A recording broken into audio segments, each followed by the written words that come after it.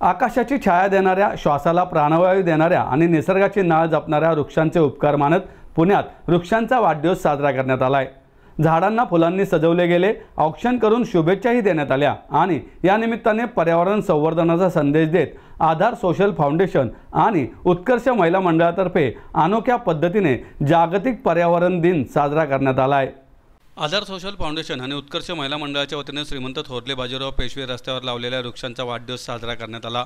यावेळी आमदार हेमंत रासने, ज्येष्ठ शिक्षणतज्ञ नमो जोशी, आधार सोशल फाउंडेशनचे प्रमुख दिलीप काळोखे, सविता काळोखे, कसबा बाग संघचालक ॲडव्होकेट प्रशांत यादव, अर्जुन पुरस्कार प्राप्त खो खो खेळाडू श्रीरंग इनामदार शैलेश टिळक, कुणाल टिळक, राजेंद्र काकडे, लायन क्लबचे मिंद्रुपकर, अनिल बेलकर, पूरन हुडके, राजेश शिंदे, नंदकुमार जाधव, पियुष शाह, विकास हांडे, सुनील रसाळ आदी उपस्थित होते।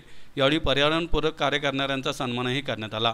अलका नहार, मैथिली जोशी, निळश्री खाटपे, श्रुती सांगळे, शीतल शेळके, हर्षदा शहा, वृषाली क्षीरसागर, सोनाली पाटील, सविता ठाकर, सुनंदा शेवाळे, शर्वरी काळोखे, अनिल काळोखे, यशोधन आखाडे आदींनी कार्यक्रमाच्या आयोजनात सहभाग घेतला। यावेळी 1000 तुळशीच्या रोपांचं वाटपही करण्यात आलं। यावेळी बोलताना हेमंत रासने म्हणाले, आपण कितीही आधुनिक झालो तरी पर्यावरणाचा समतोल राखणे ही काळाची गरज आहे।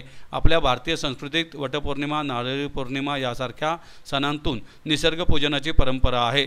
जर प्रत्येकाने एक झाड लावले व त्याचे संगोपन केले तर 150 कोटी वृक्ष निर्माण होऊ शकतात आणि पर्यावरणाचा समतोल साधता येईल असंही त्यांनी सांगितलं। नमो जोशी म्हणाले, धन्यता हा शब्द मी अनेकदा शिकवला, पण आज वृक्षांचा वाढदिवस साजरा करताना तो अनुभवला। वृक्ष हे माणसापेक्षा श्रेष्ठ आहेत। ते अन्न खातात आणि आपल्याला फळे, फुले व प्राणवायू देतात। पंतप्रधान नरेंद्र मोदी यांनी सांगितल्याप्रमाणे प्रत्येकाने आपल्या आईच्या नावाने एक झाड लावले पाहिजेत असंही त्यांनी सांगितलं। दिलीप काळोखे म्हणाले, अनेक जण वृक्षारोपण करतात, परंतु नंतर त्या वृक्षांचे पुढे काय होते हे माहीत नसते।